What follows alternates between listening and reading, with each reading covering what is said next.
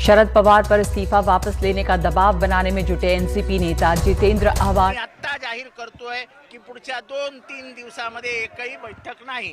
आप लोग पार्टी मत चलाइए, पार्टी हम चलाने वाले हैं। तो सुप्रिया बनेगी क्या, वो बनेगी क्या, ये बनेगा, कुछ तय नहीं है। पवार साहब ही अध्यक्ष।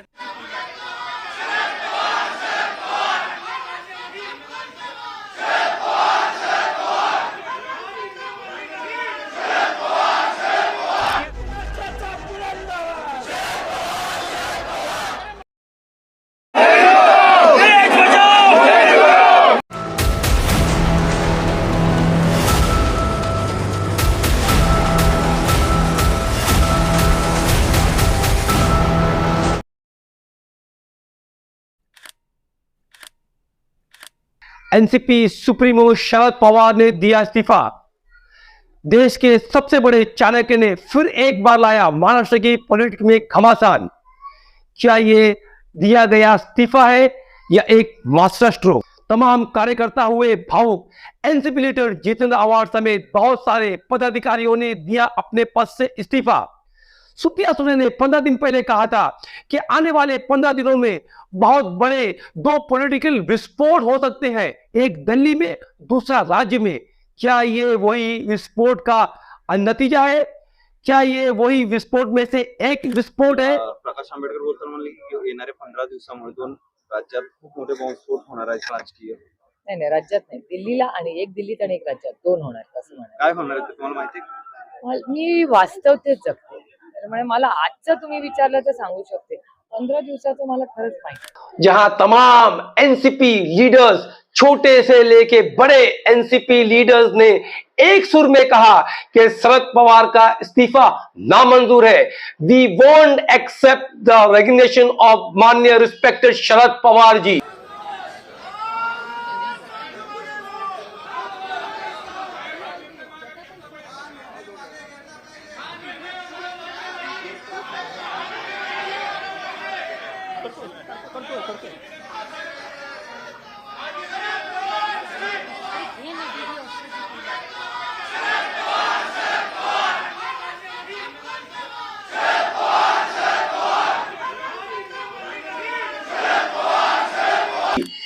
और वहीं दूसरी तरफ 2 लीडर ऐसे थे, एक अजीत दादा पवार और दूसरे प्रफुल्ल पटेल, जिन्होंने कहा कि अगर वो इस्तीफा देते हैं तो ये उनकी मर्जी है। खास करके अजीत दादा ने क्या कहा वो आप देखिए। उन्होंने कहा कि अगर शरद पवार इस्तीफा देना चाहते हैं तो उन पे दबाव नहीं डालना चाहिए, ये उनका अपना डिसीजन है। जो भी नया अध्यक्ष बनाया जाएगा वो उन्हीं के मार्गदर्शन में काम करेगा।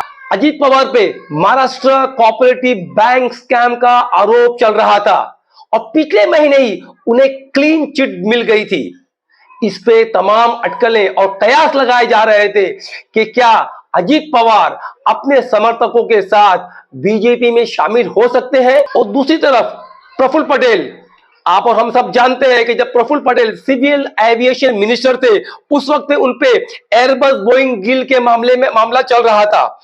एयर इंडिया के रूट्स को बदलने के मामले में भी उन पे मामला केस चला था और कई ईडी और सीबीआई के समन भी उन्हें दिए गए थे।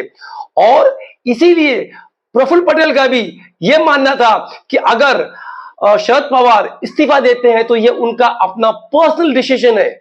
इनडायरेक्टली प्रफुल्ल पटेल भी चाहते हैं कि अगर बीजेपी के साथ में जाया जाए तो यह उनके फ्यूचर के लिए सेफ रहेगा। क्यों?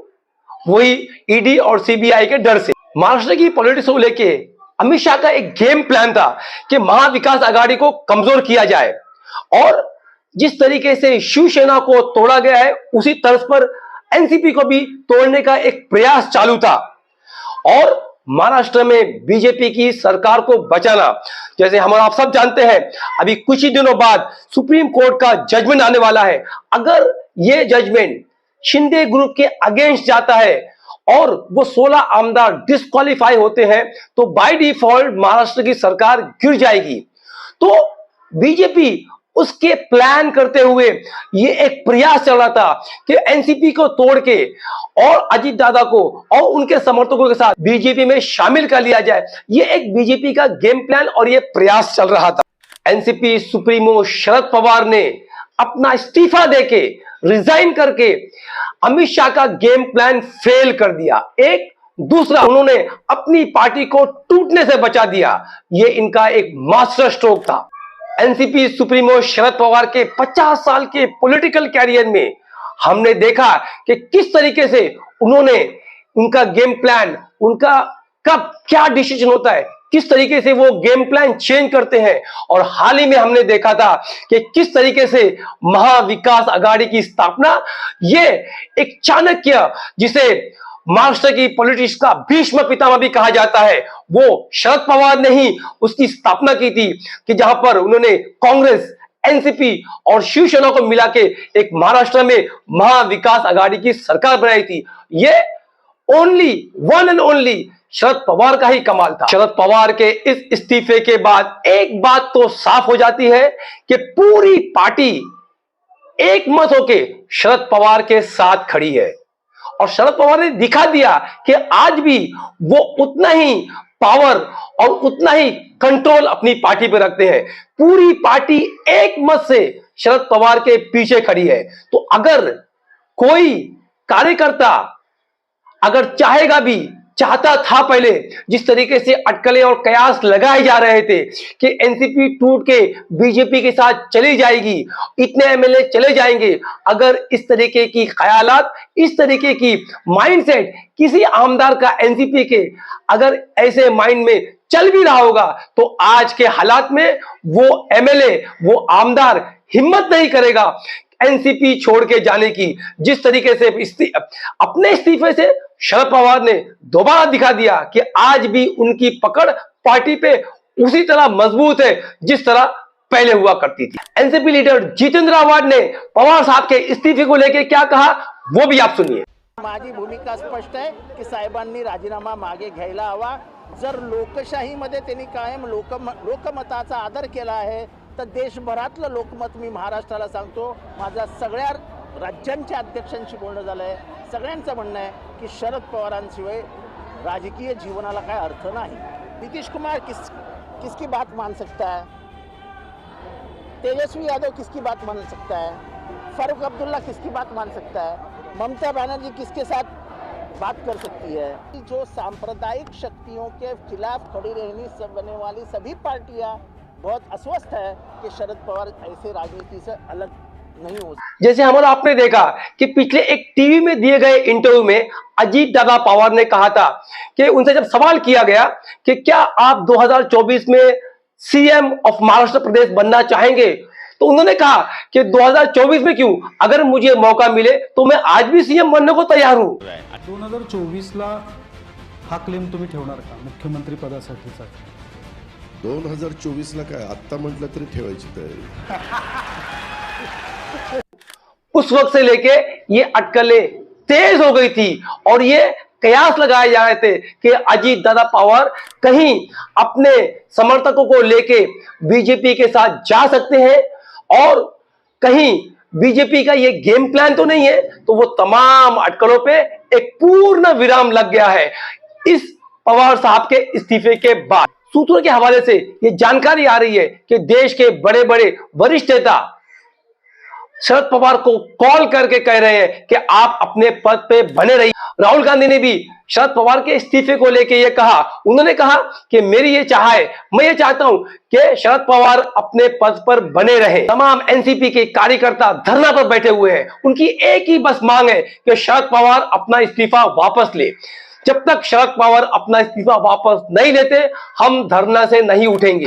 शरद पवार ने धरना पर बैठे लोगों से बात करते और धरना पर बैठे कार्यकर्ताओं से बात करते हुए कहा कि मुझे 2 दिन दीजिए, 2 दिन के बाद में मैं अपना डिसीजन दे दूंगा और तमाम कार्यकर्ताओं की भावना का सम्मान किया जाएगा।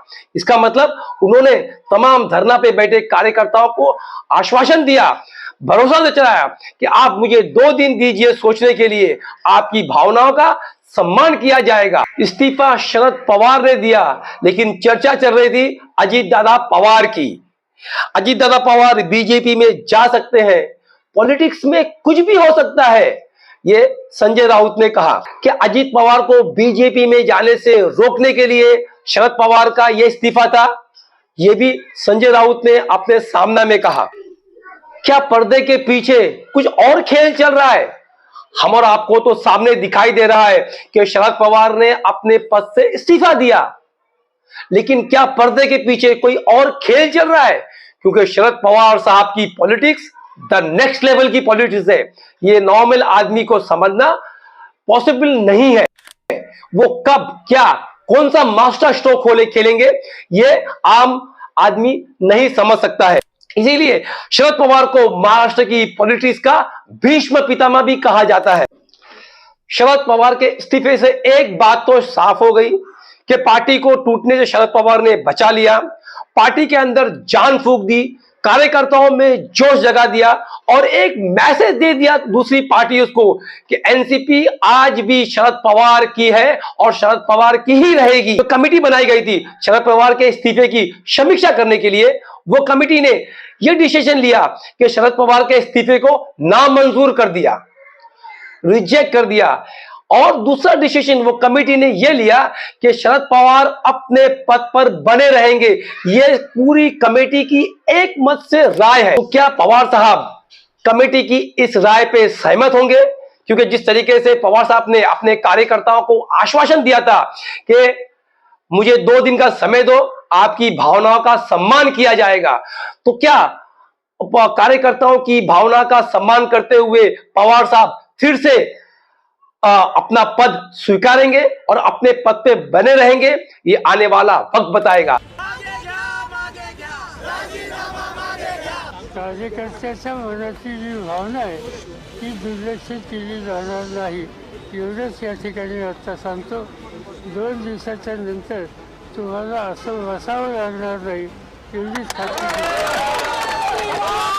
कमेटी का फैसला मानते हुए और अपने कार्यकर्ताओं की भावना का ख्याल रखते हुए शरद पवार ने लिया अपना इस्तीफा वापस।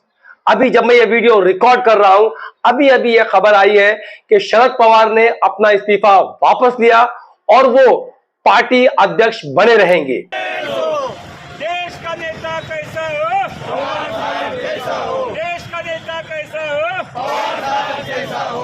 राष्ट्रवादी कांग्रेस पार्टीचा जय हो। पवार साहब तुम आगे बढ़ो। इसलिए मैंने आपसे कहा था कि शरद पवार का इस्तीफा ये खाली इस्तीफा नहीं था, ये एक बहुत बड़ा मास्टर स्ट्रोक था पार्टी को एक करने का। और शरद पवार उस मकसद में डेफिनेटली कामयाब हो गए।